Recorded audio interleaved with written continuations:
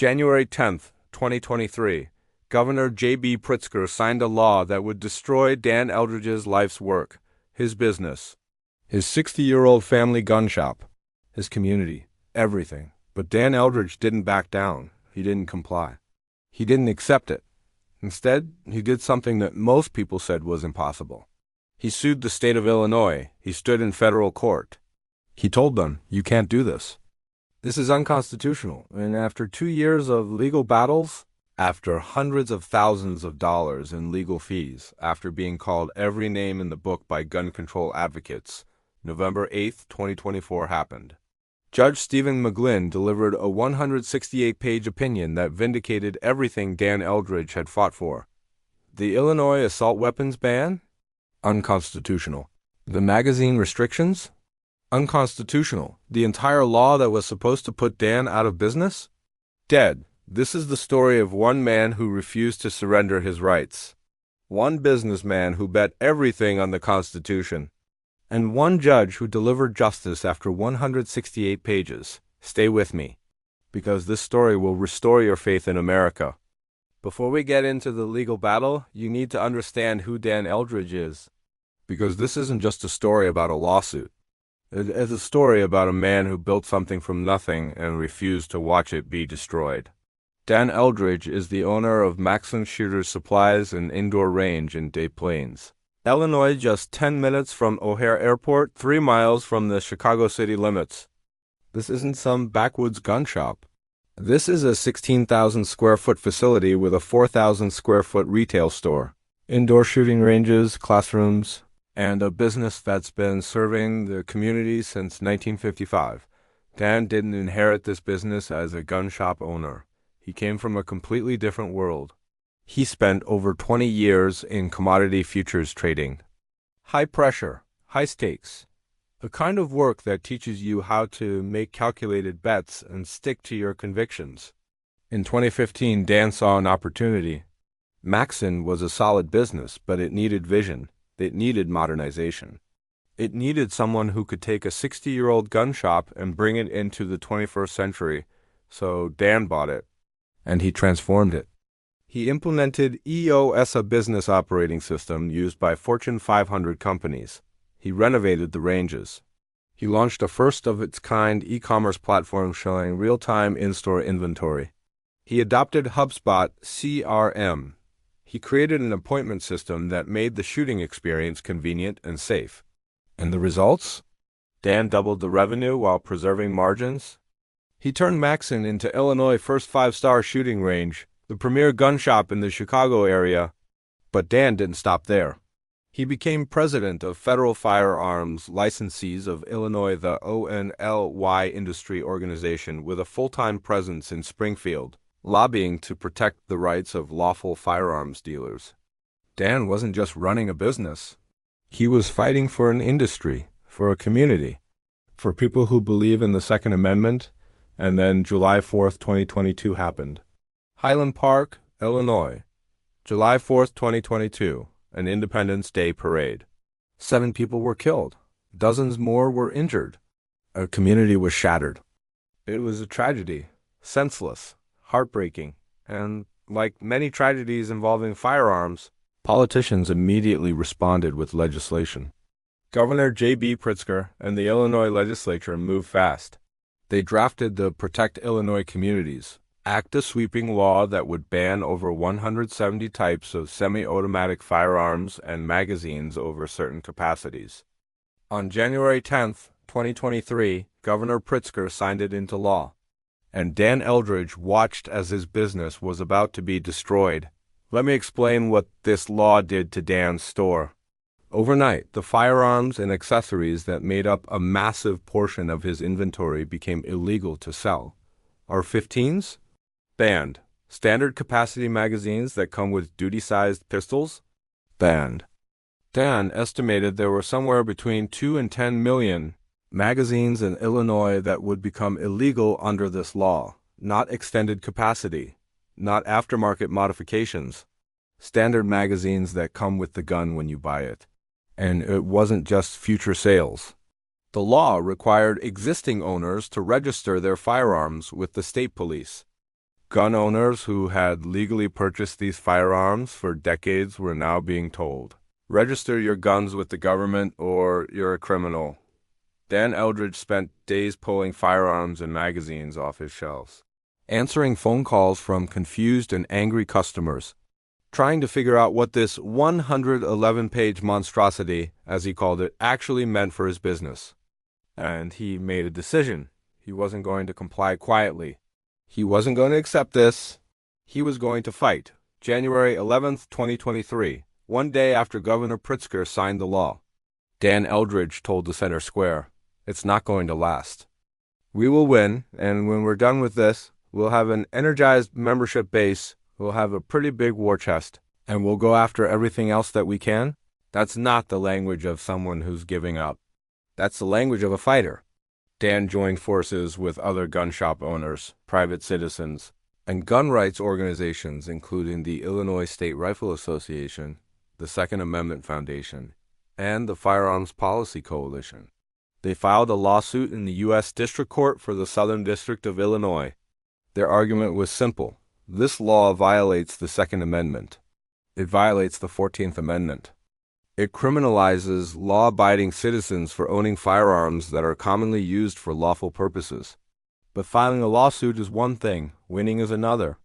The state of Illinois fought back hard. Attorney General Kwame Raoul brought in expert witnesses. He submitted hundreds of pages of historical reports trying to prove that banning these firearms had hundreds of years of support. Governor Pritzker publicly stated he was confident the law would be upheld. He said it aligned with 8 other states with similar laws and was written in collaboration with legal experts. Gun control groups piled on. Everytown, Brady Campaign, Giffords Law Center, they all filed briefs supporting Illinois. They argued that AR-15s are weapons of war that have no place in civilian hands. And Dan kept fighting, he testified. He provided evidence. He explained that these are the most popular rifles in America, that millions of law-abiding citizens own them, that they're used for self-defense, hunting, and sport shooting. And then came the first big victory. April 28, 2023, Judge Stephen McGlynn issued a preliminary injunction blocking enforcement of the Illinois assault weapons ban. In a 29-page ruling, Judge McGlynn said, plaintiffs have satisfied their burden for a preliminary injunction. They have shown irreparable harm with no adequate remedy at law, a reasonable likelihood of success on the merits, and the balance of harm weighs in their favor. Translation: Illinois is probably going to lose this case. The law is probably unconstitutional, and gun owners are being irreparably harmed by it being enforced. Dan Eldridge's phone started ringing off the hook. Within hours, his online business exploded. Foot traffic in the store surged. People who hadn't been able to purchase AR-15s and standard magazines for 3 months rushed to buy them before the window closed. We've already seen it. We've seen it with our online business this afternoon. We've seen it at foot traffic in the store. Dan told CBS News, but Dan knew this was just round one. The state immediately appealed to the 7th Circuit Court of Appeals. And in November 2023, the 7th Circuit reversed Judge McGlynn's preliminary injunction. They put the ban back in place while the case continued. The 7th Circuit said, Illinois has a strong likelihood of success in defending this law. Gun control advocates celebrated. They thought they had won, but Dan Eldridge wasn't done. September 2024, the case went to trial. For an entire week, both sides presented their evidence. Dan Eldridge and other plaintiffs testified about how they use AR-15s for lawful purposes. Gun shop owners explained how the ban was destroying their businesses. Constitutional experts analyzed the Second Amendment, and Illinois, they brought their A game. They presented data on mass shootings. They argued that AR-15s are uniquely dangerous. They cited international gun control models. They pulled out every argument in the book. Judge McGlynn listened. He took notes, he asked questions, and then he went back to his chambers to write his opinion. Months passed. October, November. People started to wonder, did we lose? Is Judge McGlynn going to cave to political pressure? And then November 8th, 2024 happened. Judge Stephen McGlynn released a 168-page opinion striking down the Illinois assault weapons ban. Not a narrow ruling, not a technical dismissal. A complete, comprehensive, constitutional takedown of Illinois law. Let me read you some of the most powerful lines from Judge McGlynn's ruling. What is particularly disturbing is that the prohibition of weapons that are commonly owned and used by citizens are now banned, depriving citizens of a principal means to defend themselves and their property. The oft-quoted phrase that no right is absolute does not mean that fundamental rights precariously subsist subject to the whims, caprice, or appetite of government officials or judges. And here's the one that made Dan Eldridge's entire fight worth it. Sadly, there are those who seek to usher in a sort of post-Constitution era where the citizens' individual rights are only as important as they are convenient to a ruling class. Judge McGlynn saw exactly what was happening. He saw politicians ignoring the Constitution. He saw gun control advocates treating rights as privileges. He saw ordinary citizens being criminalized for owning the most popular rifles in America. And he said, nitrogen monoxide, this is unconstitutional. This is wrong. This law is dead. Dan Eldridge's response was measured but powerful. You do not penalize the law-abiding who are possessing something lawfully for lawful purposes just because of the deranged acts of depraved individuals, Dan told a BC 7 Chicago. Judge McGlynn states very plainly that, yes, sympathy is due to the people who are injured, maimed, or have loved ones injured or maimed in high-profile mass shootings. But this doesn't give you the pretext to strip the law-abiding rest of society of their rights and property and their important right to self-defense. That quote right there, that's the heart of Dan Eldridge's fight. He's not insensitive to tragedy. He's not dismissive of victims. But he refuses to accept that law-abiding citizens should lose their constitutional rights because of criminals. And Judge McGlynn agreed with him. But of course, the fight wasn't over. Attorney General Kwame Raoul filed an appeal the same day the ruling came out. The Seventh Circuit granted a stay, keeping the ban in place while they review the case. Dan expected this. We knew this was going to happen, he said. We're ready to go. And here, what makes Dan Eldridge different from most people, he is not just fighting for himself. He's fighting for every gun owner in Illinois. Every business owner who believes in the Second Amendment. Every American who thinks the Constitution still matters.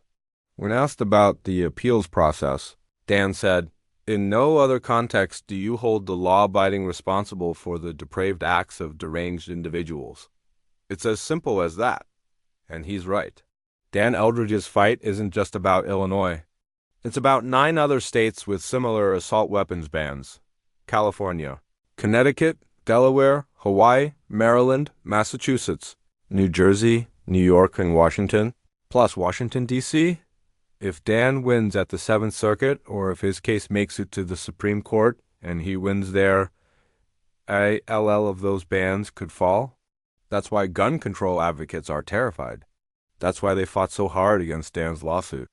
Because they know that if one domino falls, the rest will follow. Dan Eldridge is that domino. He's the gun shop owner who refused to comply, the businessman who bet his livelihood on the Constitution, the fighter who stood up to an entire state government and said, you're wrong, and I'm going to prove it. And Judge McGlynn's 168-page ruling? That's the proof. But here's what I want you to understand about Dan Eldridge. He's not doing this for fame. He's not doing it for money. He's doing it because he believes in something bigger than himself. Dan runs training classes at Maxon. He teaches first-time gun owners how to safely handle firearms. He works with minorities and women who felt unsafe during the COVID riots and wanted to protect themselves. During the pandemic, when Chicago's crime skyrocketed, Dan saw firearm sales at his store increase by 200%. Not because of gun nuts stockpiling weapons, because ordinary people in downtown condos watching Walgreens get looted across the street felt unsafe. Dan's data showed that women buyers doubled. Black buyers increased from 5% to 10%. Asian buyers jumped from 7% to 11%. These were people who never thought they'd own a gun. But they realized The police can't always protect you. And if criminals don't follow laws, why should law-abiding citizens give up their rights? Dan Eldridge fights for those people. For the single mom in a high-crime neighborhood. For the elderly couple who can't physically defend themselves. For the minority business owner who's been robbed 3 times. That's who Dan is fighting for. And that's why Judge McGlynn's ruling matters. So where do we go from here? The case is now at the 7th Circuit Court of Appeals. All briefs have been filed. The court has everything it needs to make a decision. It could come in weeks. It could come in months. If the 7th Circuit reverses Judge McGlynn and upholds the ban, Dan will appeal to the Supreme Court. And based on the Brune decision and the current makeup of the court, there's a real chance the Supreme Court takes the case. If the Supreme Court rules in Dan's favor, every assault weapons ban in America falls. Game over. But here's the thing. Dan's already won something bigger than a court case.